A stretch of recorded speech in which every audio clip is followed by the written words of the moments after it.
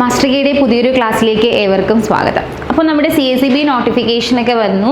അപ്പോൾ നമുക്ക് വളരെ പെട്ടെന്ന് തന്നെ നമുക്ക് എന്ത് ചെയ്യണം, എക്സാം പ്രിപ്പറേഷൻ തുടങ്ങേണ്ടതായിട്ടുണ്ട് അല്ലേ. അപ്പോൾ മാസ്റ്റർ കീ എന്ത് ചെയ്യുന്നുണ്ട്, വളരെ ചിട്ടയായിട്ടുള്ള രീതിയിൽ തന്നെ നമ്മുടെ എക്സാം പ്രിപ്പറേഷൻസുകൾ തുടങ്ങുവാണ് നിങ്ങളോടൊപ്പം തന്നെ. അപ്പം എന്താണ്, അതുമായി ബന്ധപ്പെട്ട് നമുക്ക് കുറച്ച് പ്രീവിയസ് ക്വസ്റ്റ്യൻസ് എന്ത് ചെയ്യാം, ഡിസ്കസ് ചെയ്താലോ. ഇപ്പോൾ 2022 CSEB ചോദിച്ചിട്ടുള്ള പ്രീവിയസ് ക്വസ്റ്റ്യൻസ് ഡിസ്കഷനിലേക്കാണ് നമ്മൾ പോകുന്നത്. അപ്പം തുടങ്ങിയാലോ, നോക്കാം. ആദ്യത്തെ ചോദ്യം നോക്കാം. Minimum number of persons required to register a workers industrial cooperative society. ഇപ്പം എന്താണ് മിനിമം, എത്ര പേര് വേണം workers industrial cooperative society start ചെയ്യുവാൻ മിനിമം നമുക്ക് എത്ര പേര് വേണമെന്നുള്ളതാണ് ചോദ്യം അല്ലേ. എന്താണ് ഓപ്ഷൻസ് ഏതൊക്കെയുണ്ട്, 50, 25, 10, 5. ഏതാണ് റൈറ്റ് ആൻസർ? ശ്രദ്ധിക്കണേ, ഇവിടെ ചോദിച്ചിരിക്കുന്ന ചോദ്യം എന്താണ്, വർക്കേഴ്സ് ഇൻഡസ്ട്രിയൽ കോപ്പറേറ്റീവ് സൊസൈറ്റി തുടങ്ങുവാൻ എത്ര പേര് എന്നുള്ളതാണ് അല്ലേ. കറക്റ്റ് ആൻസർ ഏതാണ്? Option C. എത്രയാണ്? 10 പേരാണ് അല്ലേ.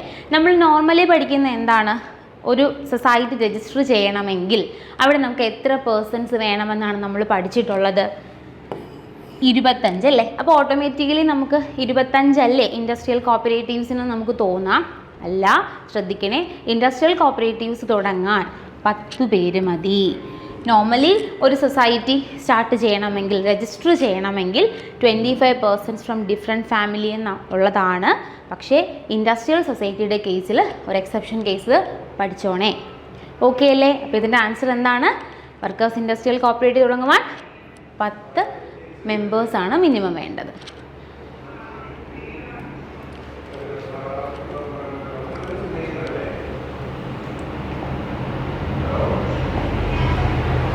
The dash implemented the Operation Flood program.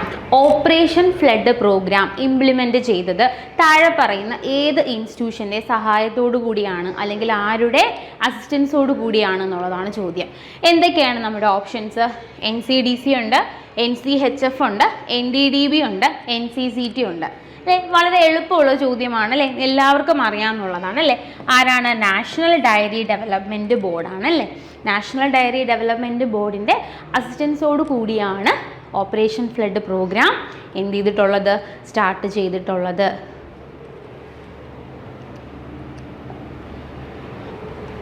Dash was recommended by Swaminathan committee. ഏതാണ് സ്വാമിനാഥൻ കമ്മിറ്റി റെക്കമെൻഡ് ചെയ്തിട്ടുള്ള ഇൻസ്റ്റിറ്റ്യൂഷൻ താഴെ പറയുന്നതിൽ ഏതാണ്? ബേർഡ്, NCHF, അസ്ഥി, NCCT. സ്വാമിനാഥൻ കമ്മിറ്റി അല്ലേ. സ്വാമിനാഥൻ കമ്മിറ്റി റെക്കമെൻഡ് ചെയ്തത് ഏതാണ്? NCCT ആണ് അല്ലേ. 1976 സൊസൈറ്റി രജിസ്ട്രേഷൻ ആക്ട് 1860 അനുസരിച്ച് രജിസ്റ്റർ ചെയ്തിട്ടുള്ള എന്താണ്, NCCT റെക്കമെൻഡ് ചെയ്തത് ആരാണ്? സ്വാമിനാഥൻ കമ്മിറ്റിയാണ്. അപ്പോൾ ആൻസർ ഓർത്തിരിക്കുക, option D is the right answer. Name the only one insurance cooperative society.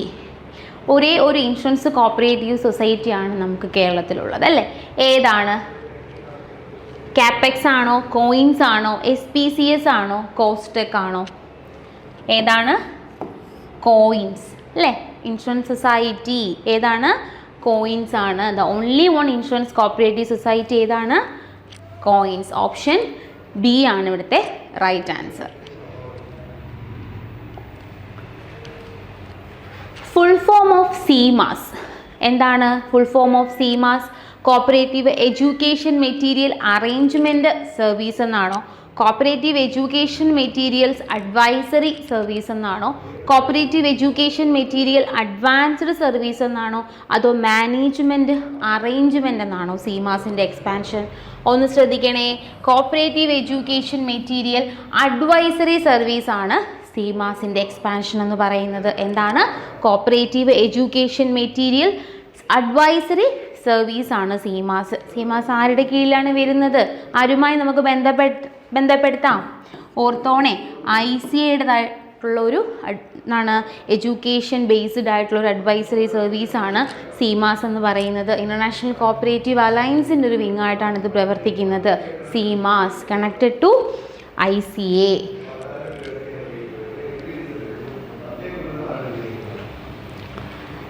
Dash general body admit members. അടുത്ത ചോദ്യം എന്താണ്? ഏത് ജനറൽ ബോഡിക്കാണ് മെമ്പേഴ്സിനെ അഡ്മിറ്റ് ചെയ്യാൻ പറ്റുന്നത്? അപ്പോൾ നമ്മൾ ജനറൽ ബോഡികൾ ഏതൊക്കെ തരത്തിലുണ്ട്? മൊത്തത്തിൽ എത്ര തരത്തിലുള്ള ജനറൽ ബോഡികളുണ്ട്? 5 ടൈപ്സ് ഉണ്ട് അല്ലേ? 5 ടൈപ്സ് ഉണ്ട്. ഏതൊക്കെയാണ്?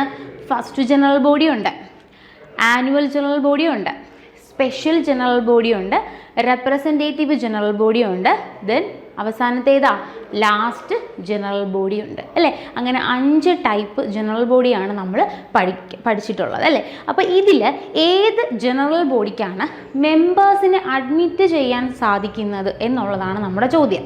ഏതാണ്? സ്പെഷ്യലാണോ, ഫസ്റ്റ് ആണോ, ലാസ്റ്റ് ആണോ, അതോ റെപ്രസെൻറ്റേറ്റീവ് ജനറൽ ബോഡിക്കാണോ? റൈറ്റ് ആൻസർ ഏതാണ്? അതെ, ഫസ്റ്റ് ജനറൽ ബോഡിക്കാണ് മെമ്പേഴ്സിനെ അഡ്മിറ്റ് ചെയ്യാനുള്ള റൈറ്റ് ഉള്ളത്. ഫസ്റ്റ് ജനറൽ ബോഡിക്ക് മാത്രമേ അത്തരത്തിലുള്ള ഒരു റൈറ്റ് അല്ലെങ്കിൽ അങ്ങനെ ഒരു പ്രിവിലേജ് ഉള്ളൂ.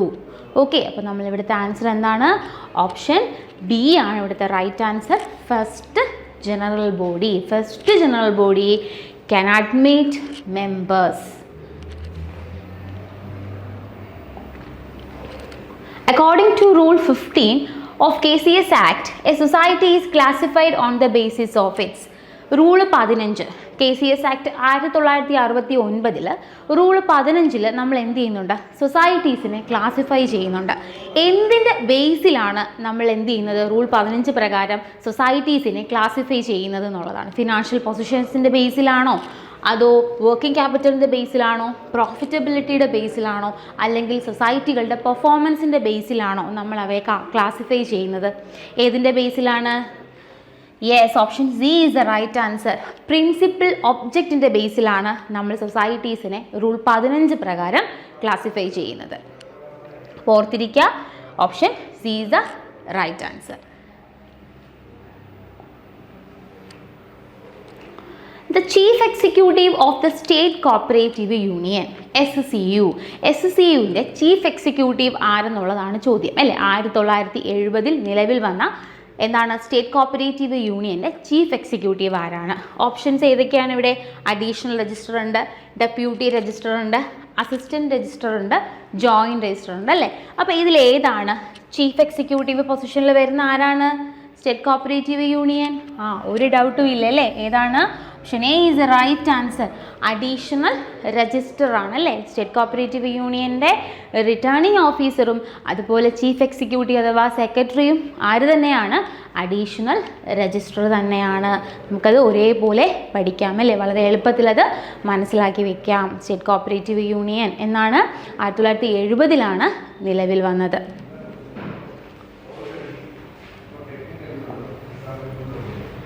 Dash conduct the election of representative general body. ഇപ്പോൾ നമ്മൾ ടൈപ്സ് ഓഫ് ജനറൽ ബോഡി പഠിച്ചപ്പോൾ ഡിസ്കസ് ചെയ്തു അല്ലേ? Representative general body. Representative general ബോഡിയുടെ എലക്ഷൻ കണ്ടക്ട് ചെയ്യുന്നത് ആരാണെന്നുള്ളതാണ് ചോദ്യം. രജിസ്ട്രാർ ഉണ്ട്, മാനേജിംഗ് കമ്മിറ്റി ഉണ്ട്, സ്റ്റേറ്റ് കോപ്പറേറ്റീവ് എലക്ഷൻ കമ്മീഷൻ ഉണ്ട്, അതുപോലെ അപ്പെക്സ് ഫെഡറേഷൻ ഉണ്ട്. ഏതാണ് നമുക്കിതിൽ നമുക്ക് ശരി ഉത്തരമായിട്ട് കൊടുക്കാം? ഏത് കൊടുക്കാം? അതെ, സ്റ്റേറ്റ് കോപ്പറേറ്റീവ് എലക്ഷൻ കമ്മീഷൻ. എന്തെങ്കിലും ഡൗട്ട് ഉണ്ടോ? ഏതാണ്? റെപ്രസെൻറ്റേറ്റീവ് ജനറൽ ബോഡി എന്ന് പറയുമ്പോൾ അതിന് മാനേജിംഗ് കമ്മിറ്റി ആണോ തിരഞ്ഞെടുക്കുന്നതെന്നൊരു സംശയം തോന്നിയേക്കാം. ഇനി അങ്ങനെ ഒരു സംശയം തോന്നരുത്. റെപ്രസെൻറ്റേറ്റീവ് ജനറൽ ബോഡിയുടെ എലക്ഷൻ കണ്ടക്ട് ചെയ്യുന്നത് ആര് തന്നെയാണ്? സ്റ്റേറ്റ് കോപ്പറേറ്റീവ് എലക്ഷൻ കമ്മീഷനാണ്. എവിടെയാണ്? സെക്ഷൻ 28 ബി പ്രകാരം സ്റ്റേറ്റ് കോപ്പറേറ്റീവ് എലക്ഷൻ കമ്മീഷനാണ് എന്ത് ചെയ്തിരിക്കുന്നത്? Representative general body election conduct ചെയ്യുന്നത്. സോ ഓപ്ഷൻ സി ആണ് ഇവിടുത്തെ ശരിയായിട്ടുള്ള ഉത്തരം. Past performance of a cooperative society shall be evaluated on the basis of its.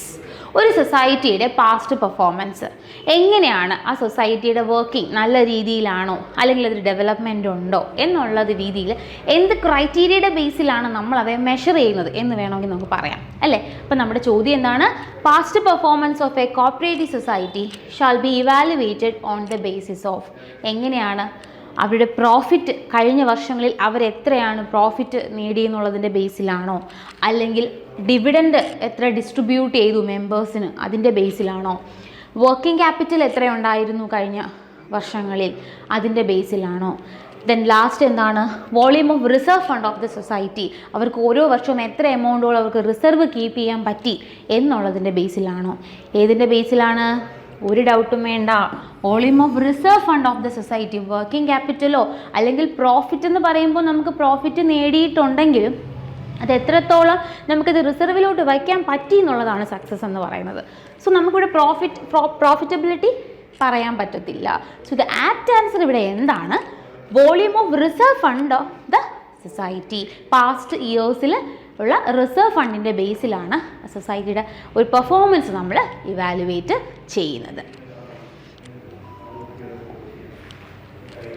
Normally, the chief executive of the society shall keep election material for a period of അല്ലേ, election materials chief executive election കഴിഞ്ഞു അതുമായി base ചെയ്തിട്ടുള്ള പേപ്പേഴ്സുകളും ഡോക്യുമെൻറ്റ്സുകളും എല്ലാം സൂക്ഷിക്കേണ്ടതായിട്ടുണ്ട്. ആ ഒരു particular act കഴിഞ്ഞാൽ ഉടനെ അത് എന്ത് ചെയ്യാൻ പാടില്ല, ഡിസ്പോസ് ചെയ്യാൻ പാടില്ല.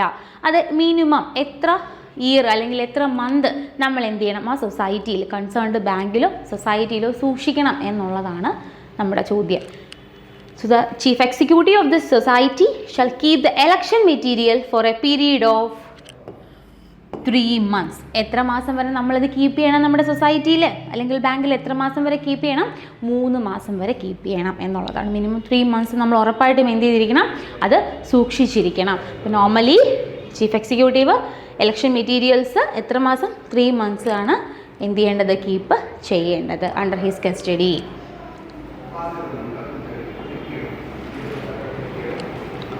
Audit fee of primary credit society calculated on the basis of audit fee അല്ലേ. ഓഡിറ്റ് നമുക്ക് വളരെ ഇമ്പോർട്ടൻ്റ് ആയിട്ടുള്ള ഒരു സെക്ഷനാണ് KCS ആക്റ്റിൽ ഓഡിറ്റ് എന്ന് പറയുന്നത് അല്ലേ. അപ്പോൾ നമ്മൾ ഓഡിറ്റ് റിലേറ്റ് ചെയ്തിട്ടുള്ളതെല്ലാം നമ്മൾ എന്ത് ചെയ്യണം, സെക്ഷനും ബേസ് ചെയ്തിട്ടുള്ള റൂളും കാര്യങ്ങളും ഒക്കെ നമ്മൾ വളരെ കൃത്യമായിട്ട് പഠിക്കണം.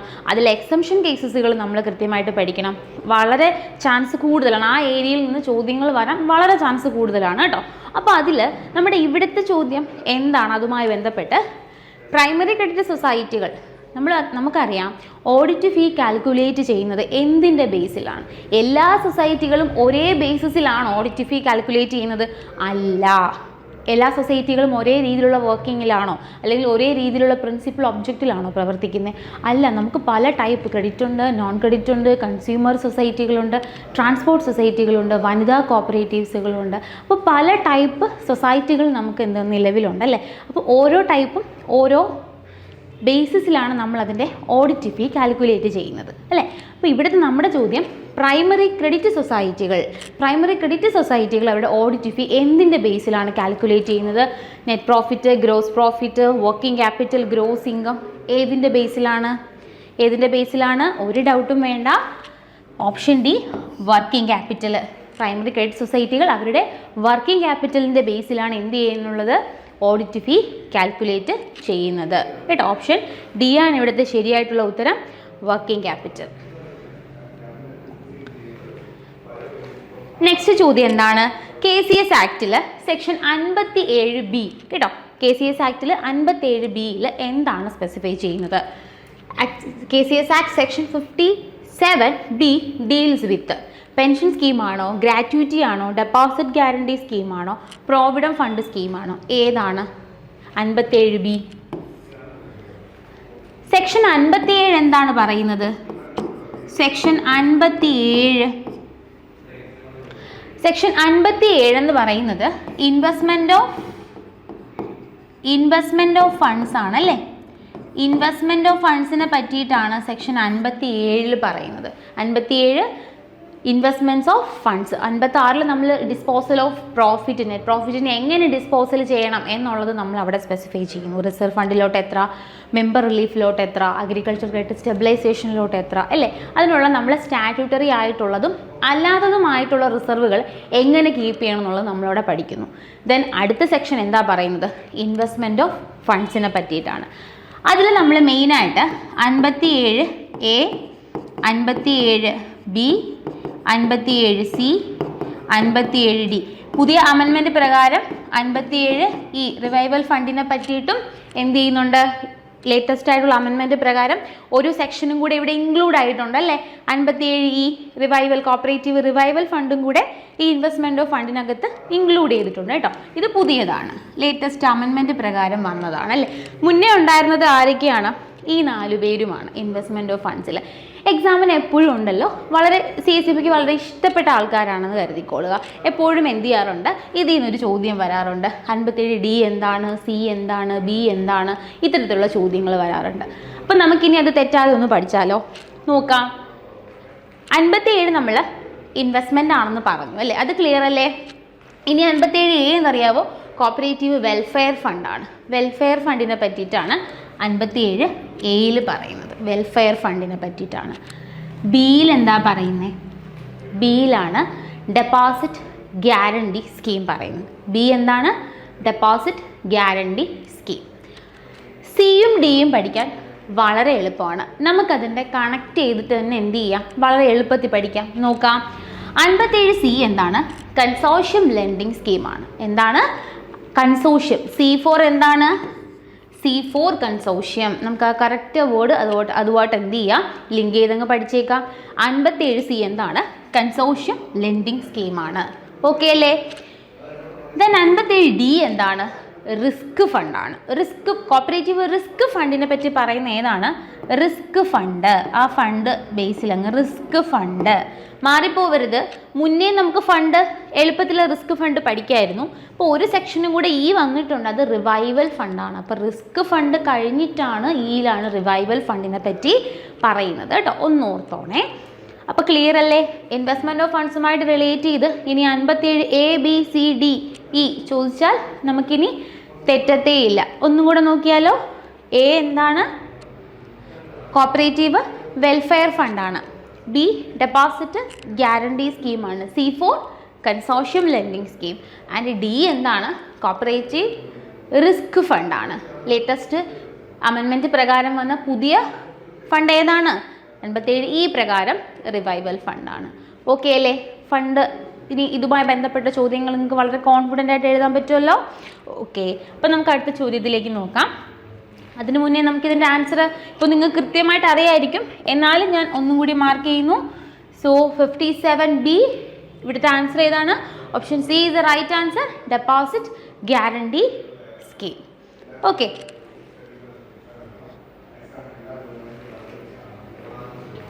Dash shall be the conclusive evidence of the registration of a cooperative society. അപ്പോൾ ചോദ്യം എന്താണ്?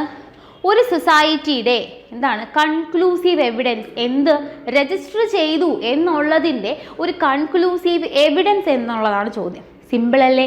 ഇപ്പോഴേ നിങ്ങൾക്കതിൻ്റെ ആൻസർ മനസ്സിൽ വന്നില്ലേ? നമുക്ക് നോക്കാം. രജിസ്റ്റേർഡ് ബൈലോയും ഒരു എവിഡൻസ് അല്ലേ? ആണോ? നോക്കാം. രജിസ്റ്റേർഡ് ഓഫീസ് നമുക്കത് ക്യാൻസൽ ചെയ്യാം അല്ലേ? രജിസ്റ്റേർഡ് ഓഫീസ് നമുക്ക് ഉറപ്പായിട്ടും അല്ല. Seal collected for the formation of a new society should be, no chance അല്ലേ?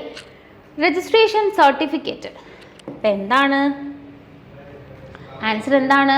എന്തെങ്കിലും ഡൗട്ട് ഉണ്ടോ? ഇല്ല. ഒരു സൊസൈറ്റി രജിസ്റ്റർ ചെയ്യുന്നതിനുള്ള ഏറ്റവും വലിയ തെളിവ് എന്ത് തന്നെയാണ്?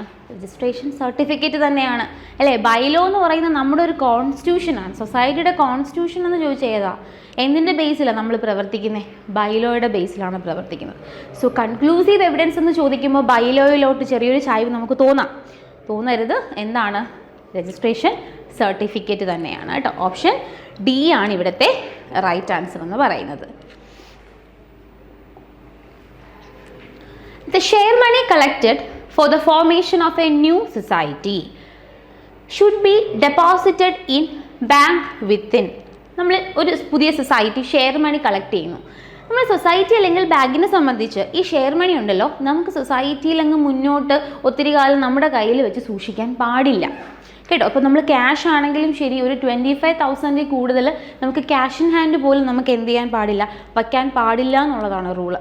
ഓക്കെ, അപ്പോൾ ഇവിടെ ഈ പുതിയ സൊസൈറ്റി കളക്ട് ചെയ്തിട്ടുള്ള ഷെയർ മണി നമ്മൾ എന്ത് ചെയ്യണം, നമുക്കൊരു ഫിനാൻസിങ് ബാങ്ക് ഉണ്ടായിരിക്കും കേട്ടോ, ഫിനാൻസിങ് ബാങ്ക് ഉണ്ടായിരിക്കും. അപ്പോൾ ആ ഫിനാൻസിങ് ബാങ്കിൽ ഒരു സ്റ്റിപ്പുലേറ്റഡ് ടൈമിനുള്ളിൽ നമ്മളത് എന്ത് ചെയ്തിരിക്കണം, ഡെപ്പോസിറ്റ് ചെയ്തിരിക്കണം. അപ്പോൾ നമ്മൾ ഇവിടുത്തെ ചോദ്യം എന്താണെന്ന് വെച്ചാൽ, എത്ര ദിവസത്തിനുള്ളിൽ ഈ കളക്ട് ചെയ്ത ഷെയർ മണി നമ്മൾ ആ കൺസേൺഡ് ഫിനാൻസിങ് ബാങ്കിൽ ഡെപ്പോസിറ്റ് ചെയ്യണമെന്നുള്ളതാണ് ചോദ്യം. നമുക്ക് ഉത്തരത്തിലേക്ക് പോവാം. 7 ദിവസമാണോ, 14 ദിവസമാണോ, അതോ വിത്തിൻ 2 വർക്കിംഗ് ഡേയ്സിനുള്ളിലാണോ, അതോ 1 ഇയറിനകത്ത് നമുക്കത് എന്ത് ചെയ്താൽ മതി, ഡെപ്പോസിറ്റ് ചെയ്താൽ മതിയോ? അപ്പോൾ 1 ഇയറൊക്കെ നമുക്ക് വളരെ പെട്ടെന്ന് ക്യാൻസൽ ചെയ്യാം, എന്തായാലും 1 ഇയറൊന്നും ആയിരിക്കത്തില്ല അല്ലേ. അപ്പോൾ നോർത്തോളിനെ ഓപ്ഷൻ ബി ആണ് ഇവിടുത്തെ കറക്റ്റായിട്ടുള്ള ആൻസർ.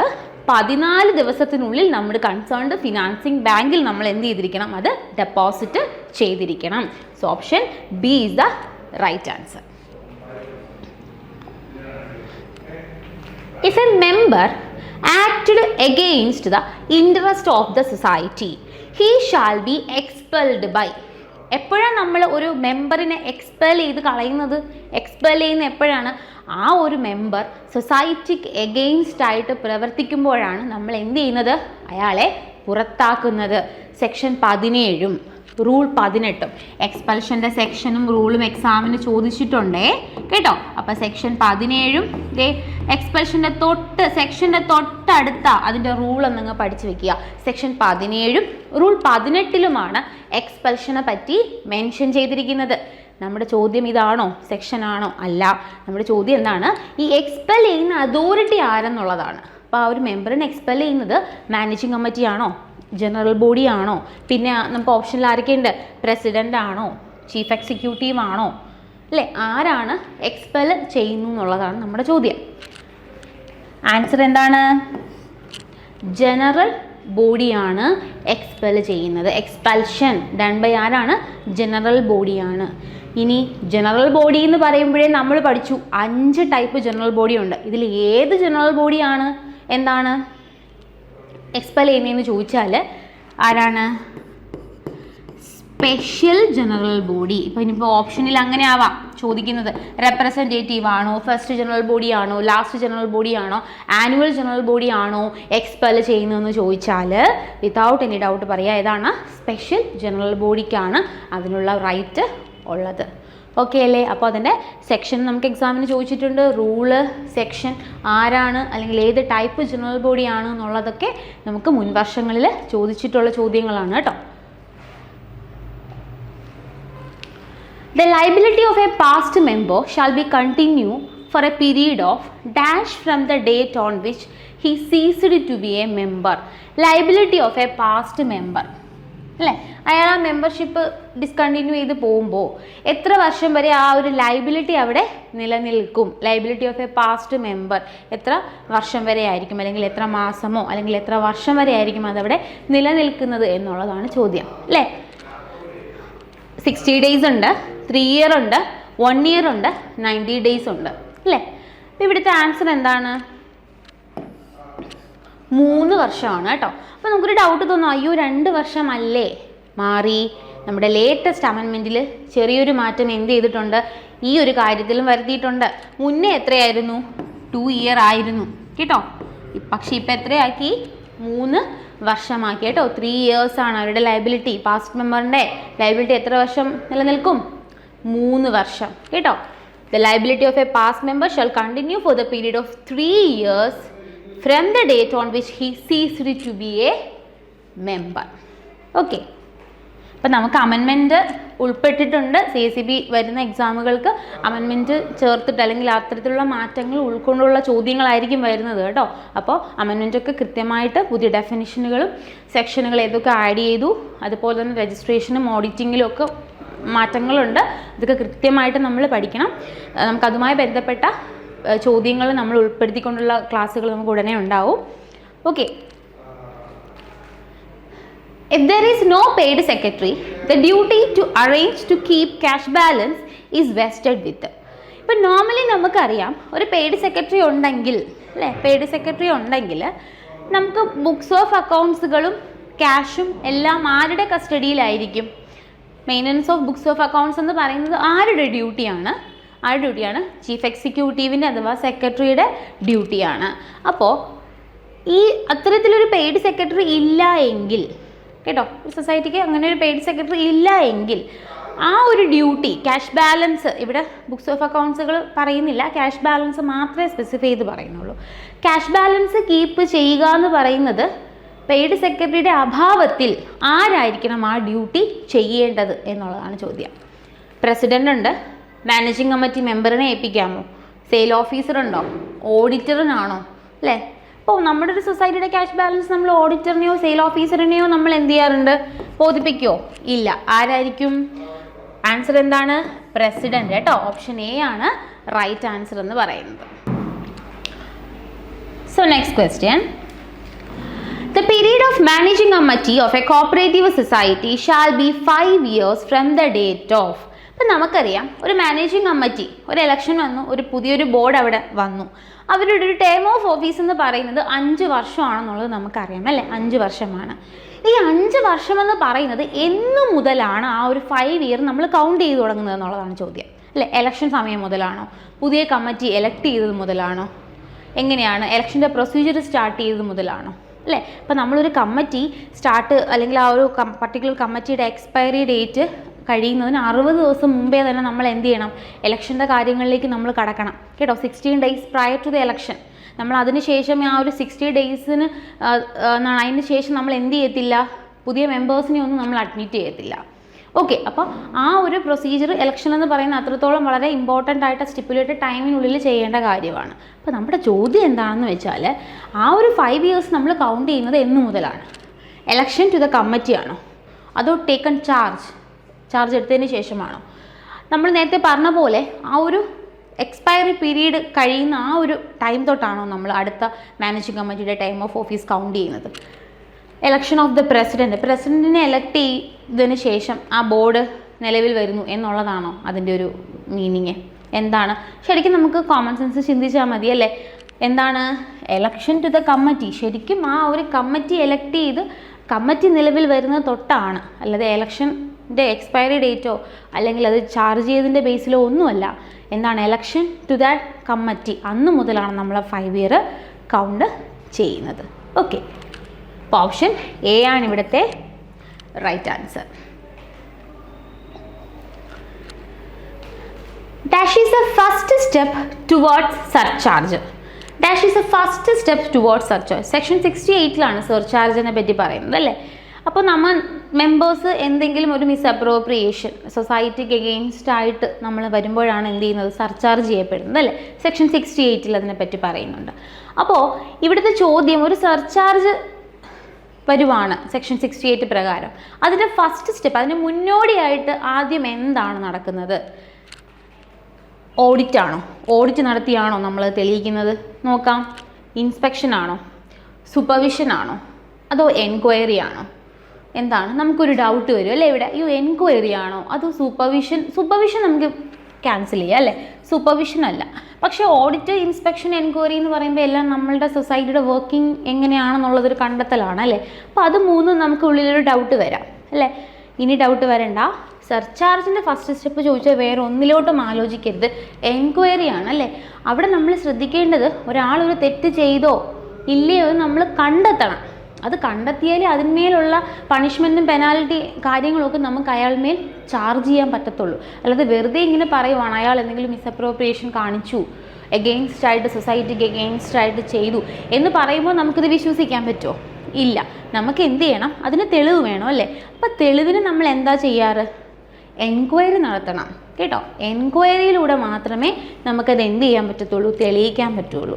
ഓഡിറ്റ് എന്ന് പറയുന്നത് ഒരിക്കലും നമുക്ക് സർചാർജ് ചെയ്ത വ്യക്തി നമുക്ക് എന്താണ് അതിനെപ്പറ്റി അന്വേഷിക്കാനോ അത് പ്രൂവ് ചെയ്യാനോ ഒന്നുമല്ല ഓഡിറ്റ് നടത്തുന്നത്. ഫിനാൻഷ്യൽ പൊസിഷൻ മനസ്സിലാക്കുക, ഇറ്റ്സ് എ സ്റ്റാറ്റ്യൂട്ടറി റിക്വയർമെൻറ്റ് അല്ലേ?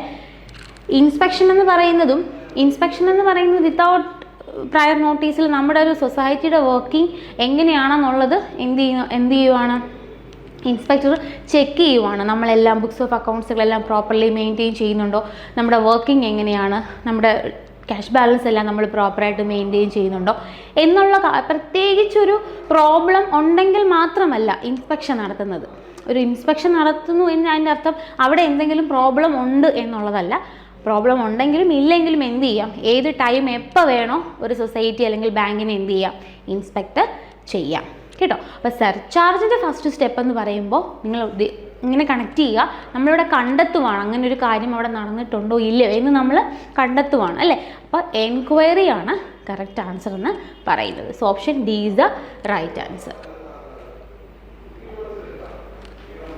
Vigilance officer appointed as per section 68A of KCS Act is under the administrative control of Vigilance officer.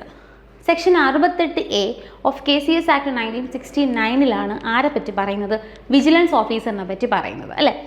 അപ്പോൾ ഈ വിജിലൻസ് ഓഫീസറിനെ അപ്പോയിൻറ്റ് ചെയ്യുന്ന ആരാണ്, വിജിലൻസ് ഓഫീസറിനെ അപ്പോയിൻറ്റ് ചെയ്യുന്ന ആരാണ്, മറക്കരുത് ഗവൺമെൻറ് ആണ്. വിജിലൻസ് ഓഫീസറിനെ അപ്പോയിൻറ്റ് ചെയ്യുന്ന ആരാണ്, ഗവൺമെൻറ് ആണ്. നമ്മുടെ ചോദ്യം എന്താണ്, vigilance officer section 68A of the KCS act is under the administrative കൺട്രോളോ. വിജിലൻസ് ഓഫീസർ ആരുടെ അഡ്മിനിസ്ട്രേറ്റീവ് കൺട്രോളിലാണ് പ്രവർത്തിക്കുന്നത് എന്നുള്ളതാണ് ചോദ്യം. അപ്പോൾ അപ്പോയിൻറ്റിംഗ് അതോറിറ്റി ആരാണ്, ഗവൺമെൻറ് ആണ്. ദെൻ അഡ്മിനിസ്ട്രേറ്റീവ് കൺട്രോൾ ആരാണ്, അതും ഗവൺമെൻറ് തന്നെയാണോ, ട്രിബ്യൂണൽ ആണോ, രജിസ്റ്റർ ആണോ, then vigilance and anti corruption ബ്യൂറോയുടെ കീഴിലാണോ അവർ പ്രവർത്തിക്കേണ്ടത്. ആൻസർ എന്താണ്, option C is the right answer, registrar. രജിസ്ട്രാറിൻ്റെ കീഴിലാണ് administrative control of vigilance officer. ആരുടെ കീഴിലാണ്, രജിസ്ട്രാർ ആണ്. ഓക്കെ, അപ്പോൾ വിജിലൻസ് ഓഫീസറിനെ അപ്പോയിൻറ്റ് ചെയ്യുന്നത് ഗവൺമെൻറ് ആണെങ്കിലും he's under the control of administrative control of registrar. Okay, അപ്പോൾ നമുക്കിതിൽ അപ്പോയിൻറ്റിംഗ് വിജിലൻസ് ഓഫീസറിന് അപ്പോയിൻറ്റിംഗ് അതോറിറ്റി ഏതെന്നുള്ള ചോദ്യം വന്നിട്ടുണ്ട്, അഡ്മിനിസ്ട്രേറ്റീവ് കൺട്രോൾ ചോദിച്ചിട്ടുണ്ട്. അപ്പോൾ അതുപോലെ തന്നെ ഈ ഒരു ഏരിയയിൽ ചോദിക്കാൻ ചാൻസ് ഉള്ളൊരു മറ്റൊരു ചോദ്യമാണ് കോപ്പറേറ്റീവ് ഓംബുഡ്സ്മാൻ കേട്ടോ. കോപ്പറേറ്റീവ് ഓംബുഡ്സ്മാൻ 69A പ്രകാരമുള്ള കോപ്പറേറ്റീവ് ഓംബുഡ്സ്മാൻ്റെ എന്താണ് അപ്പോയിൻറ്റിംഗ് അതോറിറ്റിയും അതുപോലെ അത് ആരുടെ കൺട്രോളിലാണ് വരുന്നതെന്നുള്ളതും ചോദിക്കാറുണ്ട്. കോപ്പറേറ്റീവ് ഓംബുഡ്സ്മാൻ്റെ കേസ് പഠിക്കുമ്പോൾ നിങ്ങൾ ആരെ മാത്രം പഠിച്ചാൽ മതി, ഗവൺമെൻറ്റിനെ മാത്രം പഠിച്ചാൽ മതി. എന്താണ് അവിടെ അത് അപ്പോയിൻറ്റിംഗ് അതോറിറ്റിയും ഗവൺമെൻറ് തന്നെയാണ്, അതുപോലെ അവർ വർക്ക് അണ്ടർ അല്ലെങ്കിൽ അഡ്മിനിസ്ട്രേറ്റീവ് കൺട്രോളും ആരുടെ കീഴിൽ തന്നെയാണ്, ഗവൺമെൻറ് കീഴിൽ തന്നെയാണത് പ്രവർത്തിക്കുന്നത്. അപ്പോൾ വിജിലൻസ് ഓഫീസറിൻ്റെ കേസിൽ മാത്രം ഈ ഒരു കാര്യം ഓർക്കുക, വളരെ പ്രധാനപ്പെട്ടുള്ള ചോദ്യമാണ്. ഈ ഓംബുഡ്സ്മാൻ്റെ ബേസിൽ നമുക്ക് ചോദ്യങ്ങൾ വന്നിട്ടുണ്ട്, കൃത്യമായിട്ട് മനസ്സിലാക്കുക. കോപ്പറേറ്റീവ് ഓംബുഡ്സ്മാൻ അപ്പോയിൻറ്റിംഗ് അതോറിറ്റിയും അതുപോലെ അഡ്മിനിസ്ട്രേറ്റീവ് കൺട്രോളും ആര് തന്നെയാണ്, ഗവൺമെൻറ് തന്നെയാണ്. ഓക്കെ, പക്ഷേ വിജിലൻസ് ഓഫീസറിൻ്റെ കേസിൽ അപ്പോയിൻറ്റിംഗ് അതോറിറ്റി ഗവൺമെൻറ്റും അഡ്മിനിസ്ട്രേറ്റീവ് കൺട്രോൾ ആരുടെ കീഴിലാണ്, അഡ്മിനിസ്ട്രേറ്റീവ് കൺട്രോൾ ഓഫ് രജിസ്ട്രാറിൻ്റെ കീഴിലാണ് അത് പ്രവർത്തിക്കുന്നത്. ക്ലിയർ അല്ലേ? അപ്പോൾ നമ്മൾ 3-4 ചോദ്യങ്ങൾ പഠിച്ചു, എല്ലാം വളരെ ഇമ്പോർട്ടൻ്റ് ആണ്, അതിൻ്റെ സെക്ഷനുകളും വളരെ ഇമ്പോർട്ടൻ്റ് ആണ്. Okay, the area of operation of CCU circle cooperative union അല്ലേ. സർക്കിൾ കോപ്പറേറ്റീവ് യൂണിയൻ്റെ ഏരിയ ഓഫ് ഓപ്പറേഷൻ ഏതെന്നുള്ളതാണ് ചോദ്യം. ഏതാണ്, എൻ്റെ സ്റ്റേറ്റ് ആണോ, ഡിസ്ട്രിക്റ്റ് ആണോ, ഒന്നിൽ കൂടുതൽ താലൂക്ക് ഉണ്ടോ? എളുപ്പമല്ലേ, നമുക്കറിയാമെന്നുള്ള ചോദ്യമല്ലേ. 1 താലൂക്കാണ് അല്ലേ. സെക്ഷൻ 88 സർക്കിൾ കോപ്പറേറ്റീവ് യൂണിയനെ മെൻഷൻ ചെയ്തിരിക്കുന്നത്. സർക്കിൾ കോപ്പറേറ്റീവ് യൂണിയനെ പറ്റിയിട്ടുള്ള ചോദ്യങ്ങൾ നമുക്ക് എക്സാമിന് വന്നിട്ടുണ്ട്. സർക്കിൾ കോപ്പറേറ്റീവ് യൂണിയൻ്റെ ചീഫ് എക്സിക്യൂട്ടീവ് ആരാണ്, അസിസ്റ്റൻ്റ് രജിസ്ട്രാർ ആണ് അല്ലേ. സർക്കിൾ കോപ്പറേറ്റീവ് യൂണിയൻ്റെ ചീഫ് എക്സിക്യൂട്ടീവ് ആരാണ്, അസിസ്റ്റൻ്റ് രജിസ്ട്രാർ ആണ് കേട്ടോ, അസിസ്റ്റൻ്റ് രജിസ്ട്രാർ ആണ്.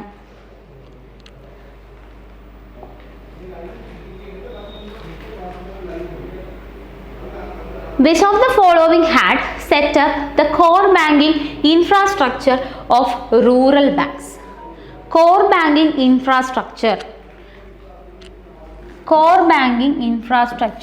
നമുക്കിതിൻ്റെ ഉത്തരം കണ്ടെത്താനുള്ള സിമ്പിൾ ഇതെന്താണ്, റൂറൽ ബാങ്ക്സ് അല്ലേ? റൂറൽ ബാങ്കുകൾ എന്ന് പറയുമ്പോഴേ നമുക്ക് നേരെ ആൻസറിലോട്ട് കിടക്കാൻ സാധിക്കും അല്ലേ? IBA, RBI, NABARD, SIDBI. So നമുക്ക് റൂറൽ ബാങ്ക് എന്ന് പറയുമ്പം ഈ രണ്ട് ആൾക്കാരെ എന്തായാലും നമുക്ക് വരാൻ ചാൻസ് ഉള്ളൂ അല്ലേ? അപ്പം 1982 മുന്നേ ആണെങ്കിൽ ഇത്തരത്തിലുള്ള ആക്ടിവിറ്റീസുകളെല്ലാം ആരുടെ കീഴിലായിരുന്നു? RBIയുടെ കീഴിലായിരുന്നു അല്ലേ? പക്ഷേ 1982 എന്ത് സംഭവിച്ചു? നബാർഡ് ഫോം ചെയ്തു അല്ലേ? നബാർഡ് ഫോം ചെയ്തതിന് ശേഷം റൂറൽ ബാങ്ക്സിൻ്റെ ഡെവലപ്മെൻറ്റിന് വേണ്ടിയിട്ടുള്ള കാര്യങ്ങളെല്ലാം മെയിനായിട്ട് മുന്നിട്ട് ചെയ്യുന്ന ആര് തന്നെയാണ്? നബാർഡ് തന്നെയാണ്. അപ്പോൾ നമ്മൾ ആൻസറിലേക്ക് എത്തിയില്ലേ? The co banking infrastructure of rural banks setup by option C is the right answer, NABARD കേട്ടോ, നബാർഡാണ്.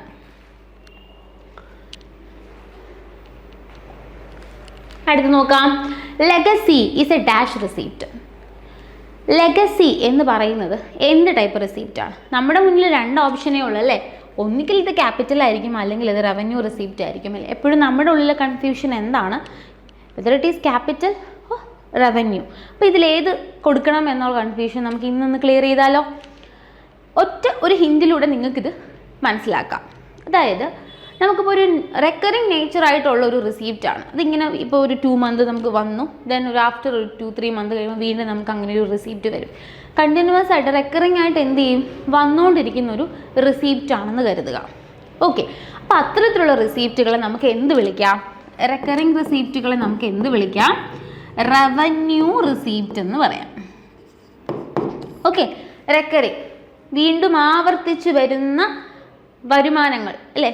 സിമ്പിളായിട്ട് പറഞ്ഞാൽ അപ്പം നമുക്ക് എന്താണ്? അതിന് നമുക്ക് റവന്യൂ റിസീപ്റ്റ് എന്ന് വിളിക്കാം. ഒരു സ്പെസിഫിക് പർപ്പസിന് വേണ്ടി നമ്മൾ 1 ടൈം മാത്രം ഇടുവാണ്. അത്തരത്തിലുള്ള റിസീപ്റ്റുകൾ എന്തായിരിക്കും? അത് ക്യാപിറ്റൽ റിസീപ്റ്റുകളാണ്. അതിങ്ങനെ വരുമോ? 1 ഇയർ ഒരു 2 മന്ത് കഴിയുമ്പോൾ വന്നു, വീണ്ടും ഒരു 2-3 മന്ത് കഴിയുമ്പോൾ അല്ലെങ്കിൽ മന്ത്ലി നമുക്കതൊരു റിസീപ്റ്റായിട്ട് വന്നുകൊണ്ടിരിക്കുകയാണോ? ഇല്ല. അത്തരത്തിലുള്ള കേസുകളെ നമുക്ക് റവന്യൂവിൽ ചേർക്കുക. 1 ടൈം റിസീപ്റ്റുകൾ ഏതാണ്? ഒരു സ്പെഷ്യൽ പർപ്പസിന് വേണ്ടി നമ്മൾ 1 ടൈം കൊടുക്കുന്ന റിസീപ്റ്റുകൾ ഏതാണ്? അതാണ് ക്യാപിറ്റൽ റിസീപ്റ്റ് എന്ന് പറയുന്നത്. ഓക്കെ, അപ്പോൾ റവന്യൂ എന്താണ്, ക്യാപിറ്റൽ എന്താണെന്നുള്ളത് മനസ്സിലായല്ലോ. അപ്പം നമ്മുടെ ചോദ്യത്തിലേക്ക് വരാം. നമുക്കിവിടെ എന്താ കണ്ടുപിടിക്കേണ്ടത്? ലെഗസി അല്ലേ? ഒരു ഡിസീസ്ഡ് പേഴ്സൺ അവരുടെ വില്ലനുസരിച്ച് ഒരു എമൗണ്ട് എന്ത് ചെയ്യുവാണ്? ഒരു സ്പെസിഫിക് പർപ്പസ് അല്ലേ? സ്പെസിഫിക് പർപ്പസിലൂടെ എന്ത് ചെയ്യുവാണ്? സ്പെസിഫിക് പർപ്പസ് എന്ന രീതിയിൽ എന്ത് ചെയ്യുവാണ്? അവിടെ കൊടുക്കുവാണ് അല്ലേ? ഡെപ്പോസിറ്റ് ചെയ്യുവാണ്. അപ്പോൾ അതാണ് നമ്മൾ എന്തെന്ന് വിളിക്കുന്നത്? ലെഗസി എന്ന് വിളിക്കുന്നത്. അപ്പോൾ ലെഗസി ഒരാൾ എന്ത് ചെയ്യുന്നുണ്ട്? ഒരു 2-3 മന്തിൻ്റെ ഇടയിൽ ഒരു റെക്കറിങ് നേച്ചറിൽ കൊടുക്കുന്നതാണോ? അല്ല, 1 ടൈം പേയ്മെൻ്റ് ആണ്. ഒരിക്കൽ ഒരു പർട്ടിക്കുലർ സ്പെസിഫിക് പർപ്പസിന് വേണ്ടി അത് ഒരിക്കലേ എന്ത് ചെയ്യുന്നുള്ളൂ? കൊടുക്കുന്നുള്ളൂ. സോ അപ്പോൾ നമുക്കിത് ഏത് കാറ്റഗറിയിൽ ഉൾപ്പെടുത്താം? റവന്യൂവിൽ ഉൾപ്പെടുത്താൻ പറ്റുമോ? അയാൾ മന്ത്ലി കൊടുക്കുന്നതാണോ? അല്ലെങ്കിൽ ഒരു 2-3 മന്ത്സ് കൂടുമ്പോൾ കൊടുക്കുന്നതാണോ? അല്ല. റെക്കറിങ് ആണോ? അല്ല, നോൺ റെക്കറിങ് ആണ്. നോൺ റെക്കറിങ് ആണോ? അപ്പോൾ നമുക്ക് എന്ത് ഉൾപ്പെടുത്താം?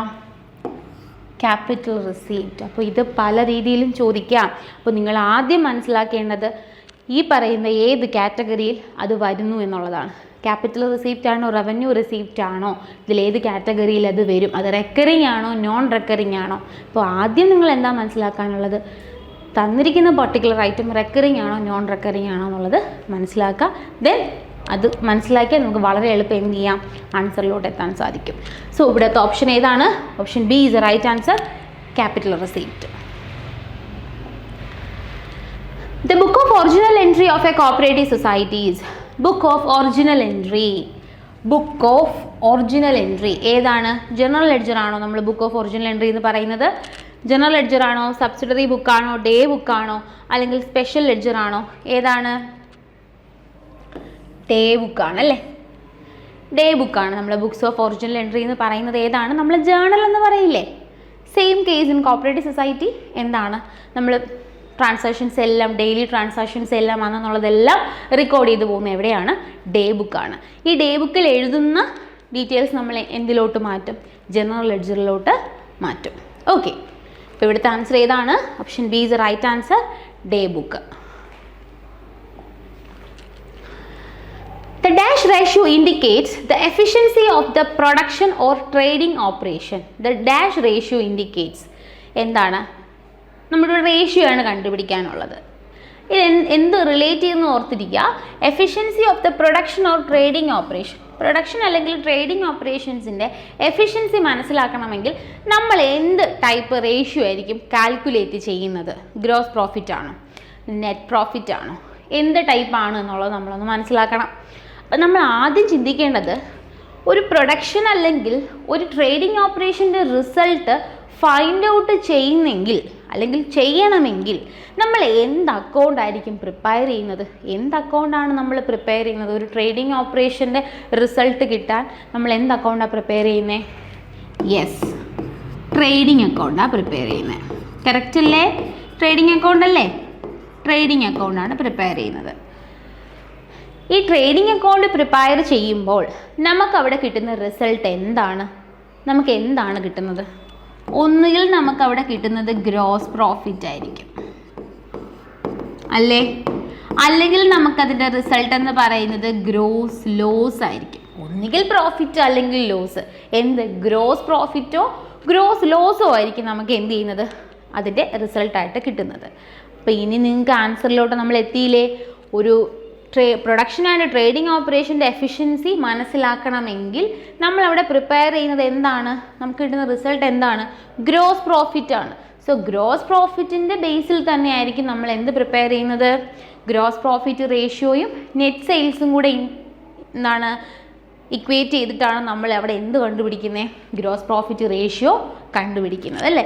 അപ്പോൾ ആൻസർ ഇവിടെ എന്താണ്? Gross profit. Okay, gross profit ആണ് നമ്മുടെ answer. Gross profit ratio indicates efficiency of production of trading operations. Okay, gross profit ratio എങ്ങനെയാണ് കാൽക്കുലേറ്റ് ചെയ്യുന്നത്? Gross profit divided by net sales into 100 കേട്ടോ. ഇങ്ങനെയാണ് നമ്മൾ ഗ്രോസ് പ്രോഫിറ്റ് റേഷ്യോ കാൽക്കുലേറ്റ് ചെയ്യുന്നത്.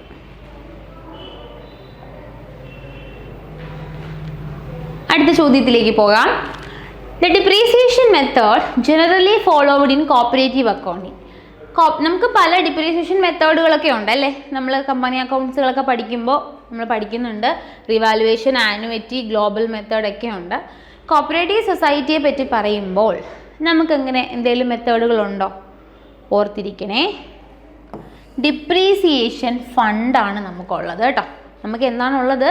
നമ്മൾ അസറ്റിൽ നിന്ന് ഡിപ്രീസിയേഷൻ കുറച്ച് കാണിക്കത്തൊന്നുമില്ല. നമ്മൾ എന്താണ് ചെയ്യുന്നത്? ഡിപ്രീസിയേഷൻ ഫണ്ട് മെയിൻറ്റെയിൻ ചെയ്യും.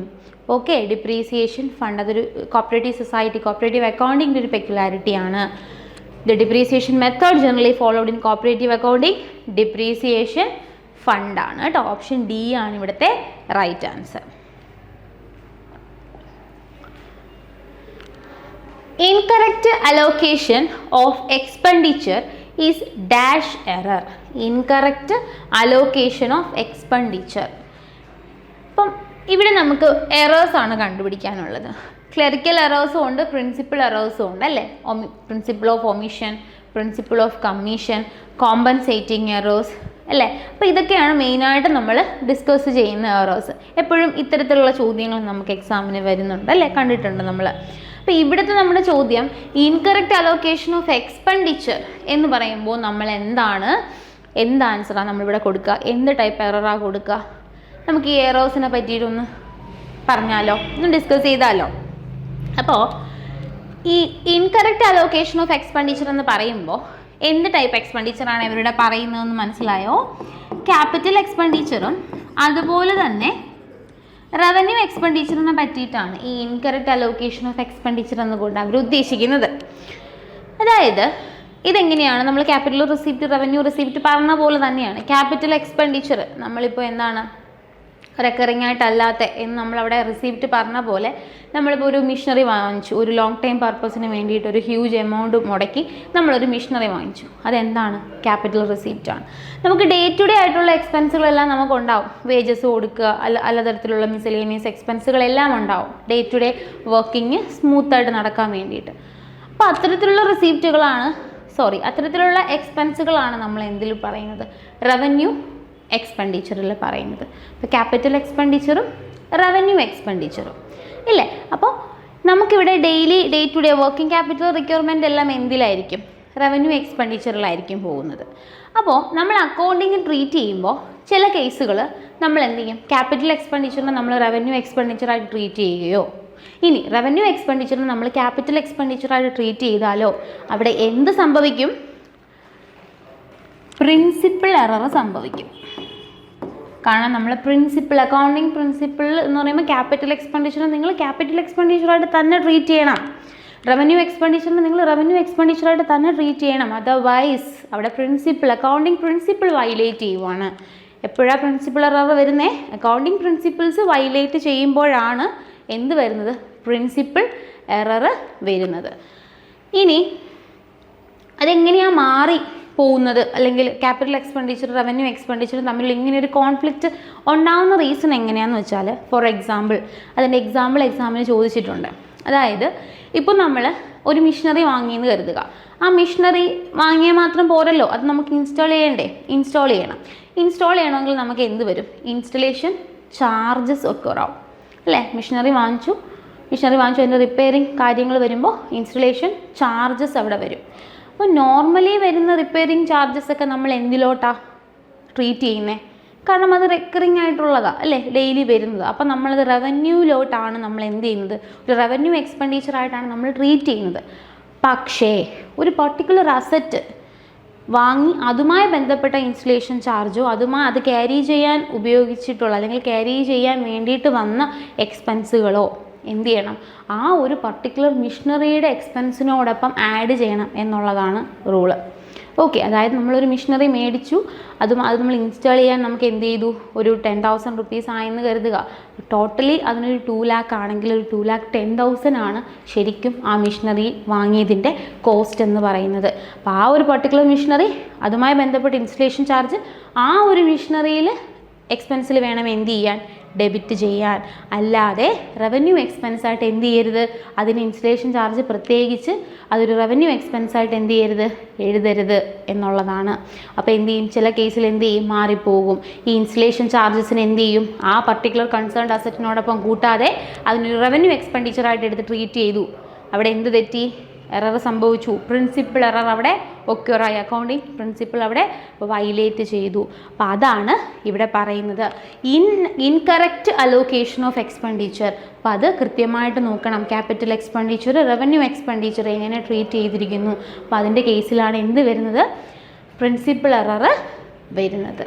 ഓക്കെ അല്ലേ?